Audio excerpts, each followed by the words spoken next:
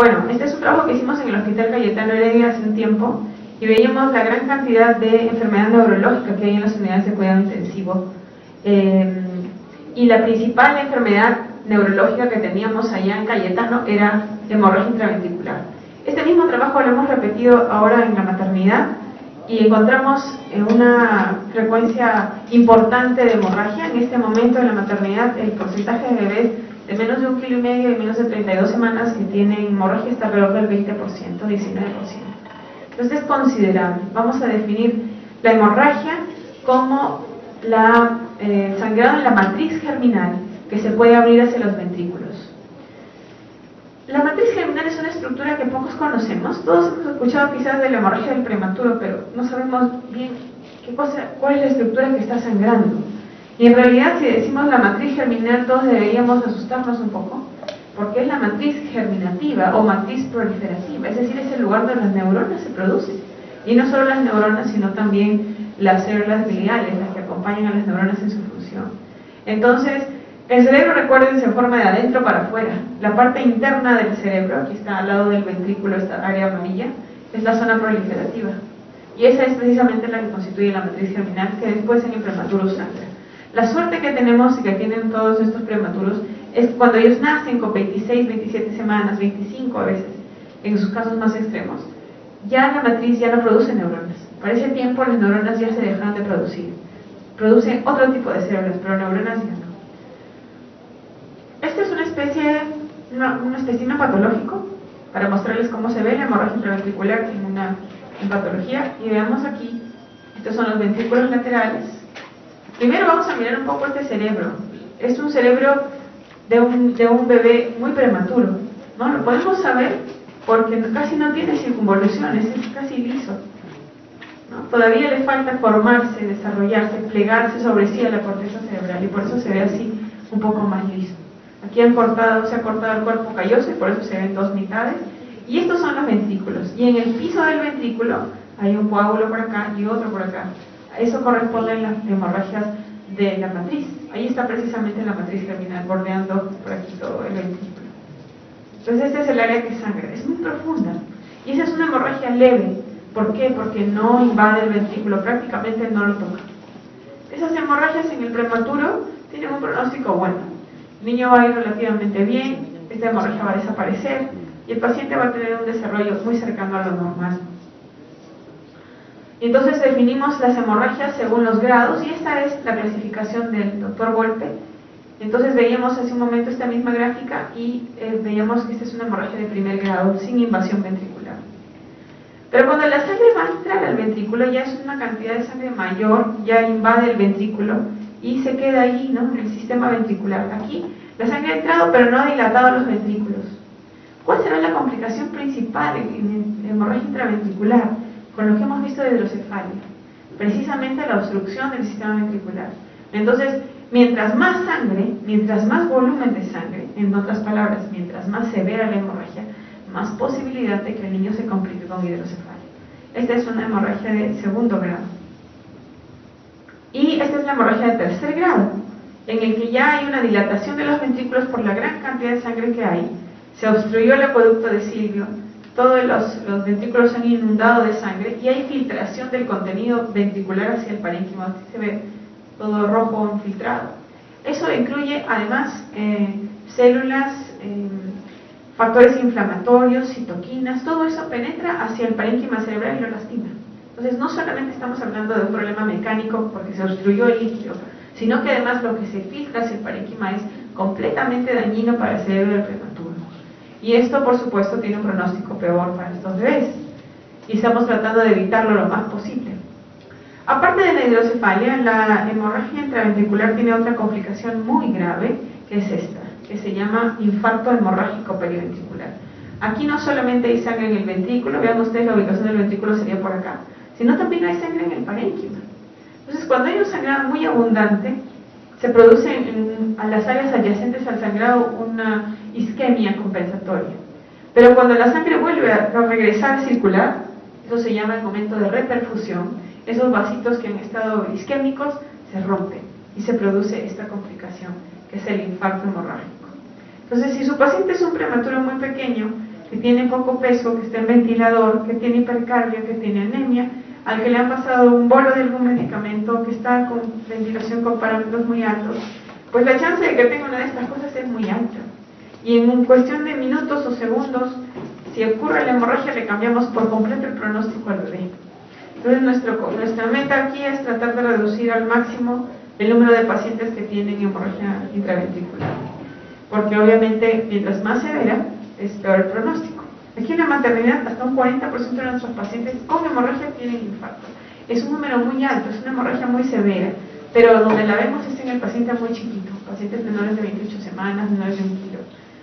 Ellos son los que tienen esas hemorragias muy severas. Las incidencias de hemorragia han ido disminuyendo. Cuando recién se empezó a describir, hablaban de hasta un 40%, 50% de pacientes, y en el momento actual, ya para lo que estamos nosotros, 2015, estamos alrededor de 15% de los pacientes de menos de 32 semanas y menos de 1,5 kg. Entonces, todavía sigue siendo una patología importante, ¿no?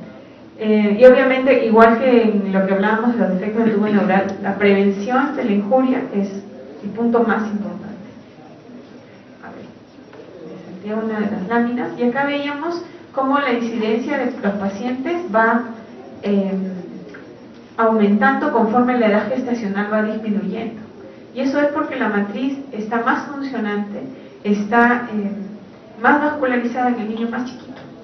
Ya en el paciente de 34 semanas en adelante, prácticamente la matriz ha desaparecido, ya involucionó, entonces es mucho menos probable que tengamos ahí algún tipo de sangrado, pero en los niños pequeños está todavía muy funcionante, produciendo otras células diferentes a las neuronas, las células gliales, y por tanto el riesgo de sangrado sigue siendo importante.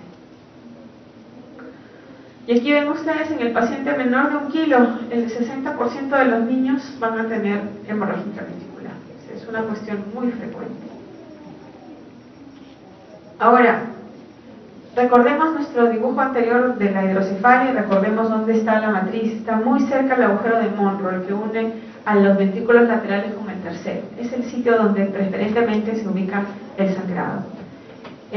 Aquí encontramos que el 15% se asocia a infarto hemorrágico, pero esto depende del sitio, y recordemos que acá en nuestro instituto por lo menos este porcentaje es mayor.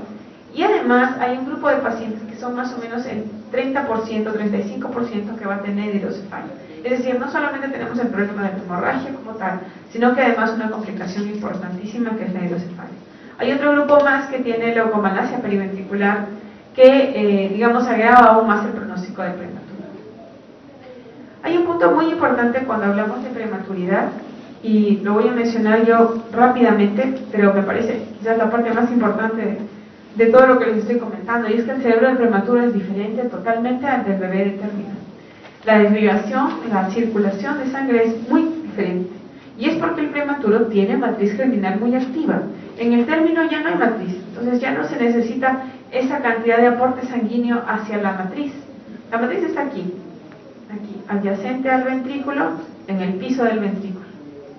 Entonces en el prematuro allí llegan 3 grandes grupos de vasos sanguíneos: los de la arteria cerebral anterior, de la cerebral media y de la carótida, específicamente a irrigar esta zona, y dejan de regar las zonas adyacentes, donde ocurre la leucomalacia periventricular, que es una injuria por isquemia. Si recordamos que esta zona está poco perfundida, y además la infección, la inflamación producen cambios en los vasos y producen más isquemia, entendemos por qué la leucomalacia es una lesión isquémica y profunda en el cerebro. Totalmente contraria a lo que es la hemorragia, que es una lesión por rotura de vasos, por sangrado, ¿verdad?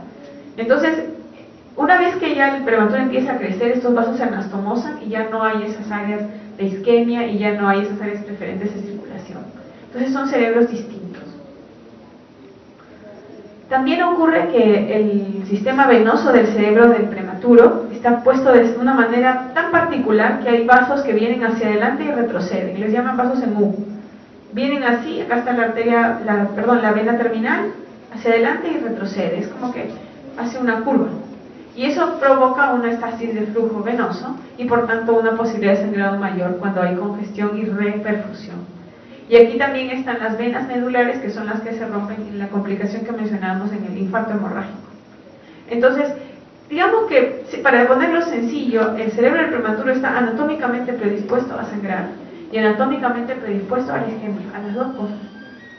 Y por eso es que hay que cuidarlos de todos los factores que puedan provocar estas hemorragias importantes. Y el principal de todos es la fluctuación del flujo sanguíneo cerebral. ¿Cuándo se produce fluctuación del flujo sanguíneo cerebral en un prematuro? Y la verdad es que se produce en cada momento. Entonces, evitar este factor es bien complicado. Tendríamos primero que procurar que nuestros pacientes no tengan sobre sí, por ejemplo, la presión que ejerce el canal de parto en el parto vaginal, porque ahí hay fluctuación, porque primero va a haber presión y luego liberación con cada contracción materna. Tendríamos que evitar también, por supuesto, que entren a un ventilador, porque cada vez que entran al ventilador, la presión que el ventilador transmite al tórax se transmite a su vez a la cabeza y hay fluctuación del flujo sanguíneo cerebral. Tendríamos que evitar que le pongan bolos al paciente, porque cada vez que ponemos un bolo aumentamos el flujo sanguíneo en forma considerable, sobre todo en los prematuros muy chiquitos.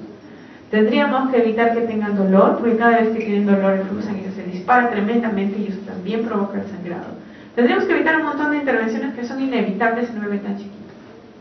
Pero esas son las causas más importantes. Tendríamos que evitar que tenga hipercarbia. La hipercarbia, el CO2 es un tremendo vasodilatador cerebral y en pocos minutos ya tienen los vasos completamente dilatados y el riesgo de sangrado nuevamente vigente, ¿no? Entonces hay muchas cuestiones, como están viendo ustedes aquí, que pueden incrementar bruscamente el flujo sanguíneo y también se puede incrementar la presión venosa en el cerebro. Alguien por ahí nos dice, bueno, entonces lo que debemos hacer es que todos los prematuros nazcan por cesárea y nos ahorramos un montón de problemas. Pero esa no es la solución y eso ya está bien demostrado, ¿no? Lo ideal es que el paciente nazca sin, obviamente, esta labor de parto que puede en algún momento comprimir su cráneo, pero hay otros problemas más, ¿no? El típico paciente que aquí nace por cesárea es hijo de una mamá preeclámpica, hospitalizada por varios días, con uso de corticoides en la hospitalización, y en quien el bebé nace porque la mamá tiene indicación de terminación de gestación, ¿sí? Ese es el típico paciente que nace por cesárea. Y el bebé muy rara vez tiene hemorragia intraventricular. El que tiene hemorragia intraventricular es el que nace de parto vaginal, pero no solamente es eso, es una mamá poco controlada, que viene con infección, con ruptura de membranas de muchos días, a veces el niño nace en el taxi o viene ya nacido, solamente está para nosotros recibirlo, reanimarlo. Es una condición totalmente diferente, ¿no? Es un parto que no ha sido presenciado por ningún personal y el sangrado ahí es muy, muy probable. Entonces, como ven, no solamente es un factor, ¿no?, por la vía por donde nace el niño, sino qué otras condiciones tiene alrededor para poder explicar el sangrado. Hay factores extravasculares y lo más importante es acordarnos que la matriz germinal no tiene vasos sanguíneos como tales, no son vasos constituidos por una pared, por músculo. Es como ustedes si tuvieran un poco de gelatina y le hicieran unos huequitos y por ahí circulara la sangre. Así de frágil puede ser y por tanto no tenemos ningún tipo de sostén o de sustento para la matriz y por tanto esta es una estructura muy, muy frágil. Y además hay fibrinolisis en incremento, entonces eso quiere decir que probablemente el equilibrio entre coagulación y anticoagulación, entre fibrinolisis y la actividad no fibrinolítica está desarreglado y por tanto eso también favorece el sangrado. Hay diferentes formas en que la hemorragia intraventricular lesiona el cerebro. Y decíamos hace un momento que cuando sangra un lado del cerebro se deja de irrigar otro. Eso se llama isquemia y favorece la injuria que se denomina la leucomalacia periventricular. También decíamos que si el sangrado es muy importante, va a haber hipertensión endocraniana, no solamente por la hidrocefalia, sino por la propia cantidad de sangre que tiene un paciente, como cualquier adulto que tiene una hemorragia intracraneal, puede tener esta complicación el niño. Se destruye la matriz germinal y ya no funciona como debe ser, ya no produce células. Se lastima la sustancia blanca, que también decíamos por vecindad y por que estos factores inflamatorios de líquidos cefalorraquídeos se meten hacia el parénquima. Puede haber vasoespasmo y más infarto y la hidrocefalia. Es decir, no solamente es que el paciente sangró o no, es toda la consecuencia que arrastra el sangrado. Esta es otra patología que deberíamos prevenir al máximo para evitar estas complicaciones. Ahora, cuando nosotros queremos ver qué paciente ha sangrado, a veces es muy fácil saberlo y a veces no. La mayoría de veces no va a ser fácil saber quién ha sangrado y quién no, porque el 50% de los sangrados tienen una presentación que se denomina silente, es decir, el niño no tiene ni un signo clínico de problemas. ¿Y cómo lo desconocemos? Porque pasamos con el ecógrafo y miramos a todos, absolutamente a todos los bebés menores de 1,5 kilos, se les hace una imagen aquí. ¿Por qué? Porque sabemos que buena parte de ellos van a tener sangrado sin tener síntomas.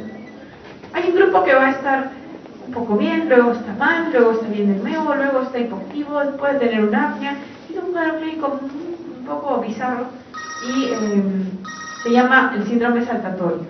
Y un grupo menor, afortunadamente estos son los menos, son pacientes que tienen un síndrome catastrófico, ¿no? Lo que se llama la hemorragia intraventricular severa con hipertensión endocrina descompensada, que van a estar con la fontanela muy tensa, con las pupilas paralíticas, con la fontanela, mencionaba la fontanela bombada, va a bajar la presión arterial, va a haber bradicardia, acidosis metabólica severa, anemia aguda. Ahí es muy poco probable que fallemos en el diagnóstico. Pero obviamente estas, afortunadamente, no son las más comunes, sino estas otras. Y por eso es que es importante hacer el tamizaje a todos los pacientes en el tercer día de vida, idealmente antes. Esto lo voy a dejar pasar. Y otro punto bien importante también, un concepto que también sería bueno que nos grabemos, es que la hemorragia ocurre en forma proporcional al peso y a la edad. Decíamos hace un momento, mientras más chiquito el paciente, más probable que ocurra. Mientras más prematuro es más probable que ocurra. Y lo otro es que mientras más temprano en la vida, más probable que ocurra. La mayoría de las hemorragias intraventriculares ocurren en los 3 primeros días de vida. 3. Entonces, entre el día 4 y el día 7 de vida, solamente un 10%.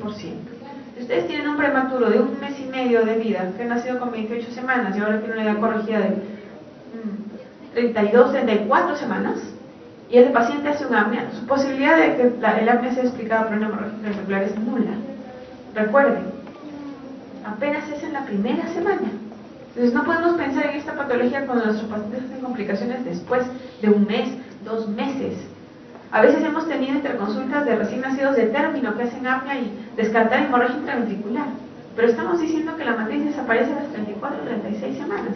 Esta es una patología de la prematuridad. Entonces hay que tener cuidado cuando examinamos a los pacientes y proponemos esos diagnósticos. Esto es del niño prematuro muy chiquito y en la primera semana de vida. Excepcionalmente después, pero uno puede ver eso cuando el niño está muy enfermo, cuando está en ventilación, cuando está séptico, con trastorno de coagulación, sí podría ser después de la primera semana. Pero el paciente va a ser obviamente un paciente muy gravemente afectado. No puede ser una cuestión espontánea porque ya la matriz empieza a involucionar. ¿Cómo se diagnostican las hemorragias intraventriculares? En el momento actual, la herramienta más importante es la ecografía. Vamos a hablar sobre la ecografía en un momento más, después de la charla del doctor Gómez. Pero lo ideal sería que si tenemos a nuestro cuidado recién nacidos, pues tengamos algún tipo de entrenamiento en mirar patología cerebral.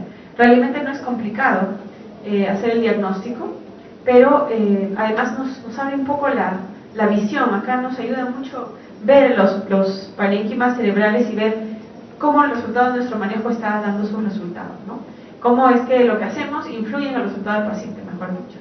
Y así es como se ve el cerebro, la vista sagital en ecografía cerebral. Esto yo no lo voy a profundizar mucho porque no es la idea, pero vean ustedes cómo se ve un coágulo de sangre en el cerebro. Se ve así, muy brillante, muy blanco, y esa es la hemorragia leve. También tenemos coágulos más grandes, más desordenados, y vean aquí, esto es el infarto hemorrágico bilateral. Toda esta área blanca es patológica. Se ve aquí un ventrículo más o menos normal, y aquí tenemos una gran colección de sangre y un infarto hemorrágico vecino. En realidad el diagnóstico con ecografía, como les decía, no es complicado. Lo importante de todo esto es que debemos prevenir estas lesiones porque son determinantes en el pronóstico de nuestros prematuros. Brevemente vamos a hablar de hidrocefalia poshemorrágica. Algo mencionamos sobre hidrocefalia hace un momento, pero el punto principal es que una tercera parte de los niños con hemorragia intraventricular van a tenerla, y por tanto la vigilancia debe estar garantizada. Si el niño sangró, hay que estar mirándolo cada cierto tiempo, idealmente una vez por semana, porque hay un grupo de ellos en que la dilatación de los ventrículos va a detenerse sola. Pero hay otro grupo, que es el 30% más, que va a tener una progresión de la dilatación. Y decíamos, aumenta la dilatación porque aumenta la presión, y ahí ya se define esto como hidrocefalia poshemorrágica. Los niños que tienen hidrocefalia tienen hidrocefalia de origen poshemorrágico, tienen discapacidad importante en un buen porcentaje.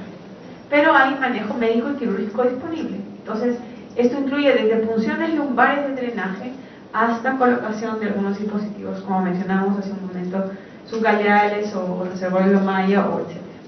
Entonces, esta es una complicación que idealmente deberíamos evitar y obviamente no debemos dejar de vigilar.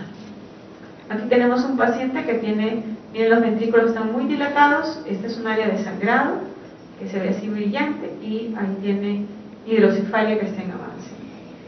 Hay unas áreas aquí, si ustedes ven, no sé si se puede ver bien, hay un huequito, ¿no? Se ve como un huequito o un área blanca alrededor. No les voy a mencionar yo detalles de ecografía, pero lo que ustedes ven como huequito y negro, eso es agua, líquido. Ese huequito está en el parénquima cerebral. Eso quiere decir que algo ha pasado en ese parénquima, que el tejido desapareció por completo y ha sido reemplazado por agua. Eso se llama leucomalacia periventricular y es la injuria más peligrosa en el recién nacido prematuro. A mí me invitaron para hablar con ustedes sobre hemorragia intraventricular, pero si me hubiese tocado elegir a mí los temas, yo hubiese elegido hablar de esto en vez de hemorragia. Porque la leucomalacia puede ocurrir en un porcentaje mayor de pacientes y puede traer pronósticos aún más adversos. Entonces les decía que no ve aquí que se ha perdido el parénquima cerebral, es como que se ha carcomido y ha desaparecido. En un área de brillo alrededor, que es el área donde ha dejado de llegar la sangre al parénquima. Estamos al lado del ventrículo. Entonces lo que tenemos que imaginarnos es que el líquido que está dentro del ventrículo presiona la pared del cerebro y le impide circular la sangre a ese nivel. Y entonces las células que están ahí cerca se dañan, se mueren y se queda una cicatriz, un espacio vacío. Eso es la leucomalacia, básicamente de eso se trata. Entonces obviamente el paciente que tiene hidrocefalia tiene un riesgo muchísimo mayor de hacer leucomalacia y su pronóstico es aún peor. Este es el infarto hemorrágico, lo vimos hace un ratito, yo creo que no vamos a insistir más en eso. Y sí recordar que el paciente que tiene una de estas lesiones pues, va a tener un pronóstico peor, sobre todo en lo que se refiere a motilidad del anticuerpo contrario. También decíamos hace un momento que el infarto ocurre como una reperfusión, una injuria por reperfusión. Los vasos sanguíneos del prematuro son tan vulnerables que pueden distenderse y contraerse en forma de verdad muy intensa y muy rápidamente. Entonces, si quitamos la sangre, si el paciente sangra por allá, se queda sin sangre por acá. Y cuando viene la sangre para acá, rompe los vasos acá. Y eso es básicamente lo que estoy diciéndoles yo aquí. Primero hay hemorragia, luego congestión, isquemia y finalmente con la reperfusión, infarto hemorrágico. Y esta es una de esas lesiones que uno solamente ve en el prematuro, porque esos vasos, esa característica de los vasos no se tiene en otro momento de la vida. Y por eso es tan vulnerable el cerebro para tener estas lesiones. Aquí se ve en la ecografía el infarto. No sé si recuerdan que acá estaban las venas medulares que tienen ese trayecto de afuera hacia adentro, y aquí se ve clarito que este es un infarto hemorrágico a consecuencia de una hemorragia intraventricular del lado derecho del cerebro. Aquí también se puede ver esto. Y miren, cuando pasa el tiempo, el infarto se va licuando, desaparece, y lo que deja en el cerebro es un hueco. Literalmente todo el parénquima cerebral desaparece y queda como si fuera ahí un ventrículo adicional, un espacio adicional, que se llama porencefalia. A veces los bebés nacen con esto, ya sabemos que han tenido un evento hemorrágico intrauterino. Esa es la secuencia que va a ocurrir en la hemorragia. Les pongo la lámina anterior, aquí está fresca, digamos, recién ocurrida, se define bien, y en el tiempo desaparece y queda un espacio hueco, queda la imagen porencefálica. Y esto es una situación terrible donde ya hay hidrocefalia importante, aquí están los coágulos. Estos pacientes deberían tener pues ya algún tipo de manejo, generalmente funciones lumbares o ventriculares de drenaje o dispositivos de drenaje transitorio. La idea nunca es llegar a estos extremos. Voy a dejar pasar estas líneas. Muy bien, entonces nuestro protocolo aquí en la maternidad, porque obviamente hay que funcionar en base a lo que nosotros vemos, es que todo niño menor de 1,5 kilos debe tener una ecografía más o menos al día 3º de vida. Cuando los bebés son muy chiquitos o vienen con, por ejemplo, parto vaginal, parto en el taxi, mamá no controlada, infectada, etc., el control de ecografía se hace apenas llegan a cuidado intensivo. Y se puede hacer incluso una vez por día si es que la condición del paciente lo amerita. Luego, como sabemos que la mayoría de hemorragias se terminan o ya han ocurrido alrededor del séptimo día, hacemos un segundo control al séptimo día. Y luego, para vigilar leucomalacia, vigilamos en el día 14, en el 28 y luego una vez por mes. Entonces, este es más o menos nuestro calendario de evaluación. También miramos la ocurrencia de leucomalacia periventricular, por supuesto. No solamente vamos a mirar ecografía para ver hemorragia, sino más aún ver leucomalacia. Entonces nos interesa a nosotros evitar la hemorragia intraventricular a toda costa. ¿Y qué es lo que tenemos que hacer? Y eso en todos los artículos se ve, ¿no? Dice, bueno, lo que hay que hacer es evitar la prematuridad. Pero, como ustedes se podrán imaginar, eso no se puede. El porcentaje de partos prematuros está en aumento continuo en el mundo. Y va a continuarlo porque ahora resulta que una de las primeras causas de prematuridad es el tratamiento para la fertilidad. Y en los países donde el tratamiento para fertilidad es responsable de la mitad de nacimientos de prematuros, estamos hablando de Europa y algunas regiones del Oriente Medio, como Israel, donde hay mucha investigación de este tipo, ven hemorragia intraventricular, pero lo que están viendo son muchos prematuros, productos de partos múltiples, de fertilizaciones in vitro, etc. Entonces, seguimos teniendo prematuros. Nuestra causa de prematuridad principal acá es la infección, es la preeclampsia. Son causas que todavía se deben manejar, no estamos todavía en la era de la fertilidad como causa principal de prematuridad. Entonces, prevenir la prematuridad es muy complicado. Lo más importante quizás sea recordar que una de las intervenciones más importantes es el uso de corticoides en la madre. Esto va a disminuir el riesgo de enfermedad de membrana hialina en el bebé y por tanto va a tener un riesgo menor de injuria en el ventilador. Mencionábamos que en esos casos los niños tienen una gran variación del flujo sanguíneo cerebral y una agresión importante en el cerebro. Entonces, mientras podamos prevenir esa enfermedad membrana, mejor aún. El corticoide parece también modular un poco la inflamación en los vasos de la matriz, entonces hay un efecto directo y uno indirecto de su acción. Por tanto, esa sería la intervención que casi todos nuestros prematuros deberían tener antes de nacer, la exposición al corticoide antenatal. Hay también evidencia en el presente momento de que la administración de sulfato de magnesio disminuye las lesiones de sustancia blanca y también de hemorragia. Entonces, en los próximos años puede convertirse en un estándar de tratamiento administrar esos dos medicamentos: corticoides, betametazoona básicamente, y sulfato de magnesio. Hablamos hace un momento, les mencionaba yo lo de la cesárea, ¿no? Que no es tan fácil decir sí que el niño nazca por cesárea o sí que nazca por parto vaginal, que todos los prematuros deberían nacer por cesárea. No es tan simple porque hay que ver la indicación de la cesárea y la condición en que el niño está naciendo para poder hacer esta afirmación. En el presente momento no hay esa recomendación de que todos los bebés nazcan por cesárea, hasta este momento en el mundo.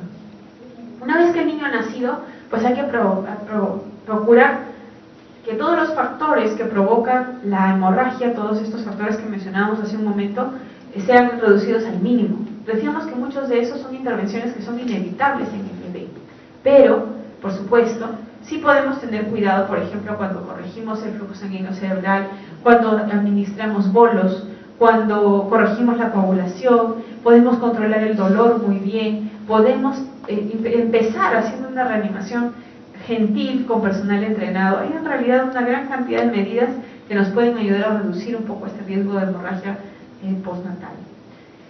Y en el manejo inmediato, pues hay que tratar de evitar estos cambios hemodinámicos bruscos, cambios bruscos en el manejo del dióxido de carbono, del CO2 en la ventilación, y vigilar la presión de perfusión cerebral, que es básicamente monitorizar la presión arterial del bebé. Si es que ya ocurrió el problema de la hidrocefalia poshemorrágica, pues lo que tenemos que hacer es ir mirando el cerebro en forma continua. Ninguna de esas intervenciones ha logrado mejorar la hidrocefalia en forma importante, más que los drenajes temporales y las punciones lumbares que alinean transitoriamente, pero generalmente es un problema que vamos a tener que solucionar de la mano del neurocirujano. Entonces decíamos que importantes son los corticoides antrenatales en la prevención de hemorragia intraventricular. Esto es algo de lo que no se trata la charla, pero se los refuerzo porque hasta el momento es la intervención más importante, pero tiene que ser administrada obviamente a tiempo y en el esquema correcto de la mamá. Cuando miramos los diferentes grados de hemorragia intraventricular, vamos a clasificarla de primer grado como leve, la de segundo como moderada, la de tercero como severa, y las otras, las que tienen complicaciones, ya sea hidrocefalia o infarto hemorrágico, esta es la sigla para infarto hemorrágico periventricular, esas son las hemorragias complicadas que estarían aquí.